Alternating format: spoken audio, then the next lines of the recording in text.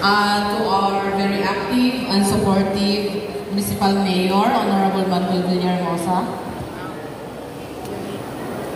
and our equally supportive Vice Mayor, Honorable Albert Villahermosa, and SB members, our Municipal Administrator, Attorney Limuel John Nieves, department heads, employees from local, provincial, and national agencies, barangay officials, visitors, good morning!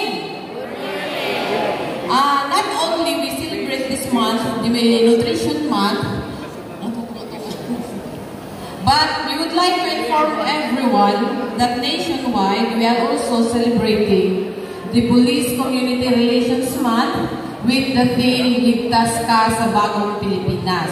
This is pursuant to the Presidential Declaration 764, which was signed last January 2005. The month of July is proclaimed as the Police Community Relations Month. Why pakpak?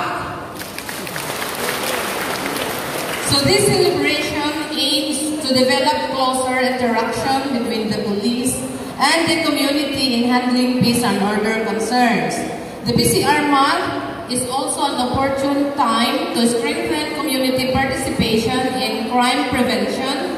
As we all know, maglisod gayud ang PNP kung walay community involvement sa atong peace and order. And it also forges stronger partnership and community support in peacekeeping and public safety progress of the PNP. So to this activity, we also have naka-line up na mga event like friendly game with the community, feeding, gift giving, Adapt a Family program, and all others. So of course, with the full support of LGU, as well as is very much appreciated to realize this endeavor, and kining tanan is for the welfare and betterment of Hilongosnon. Angat ka! Hilongosnon! Okay, wala to among announcement. Thank you very much and good morning. So we would like to have an full opportunity nganto lang para di na mabuka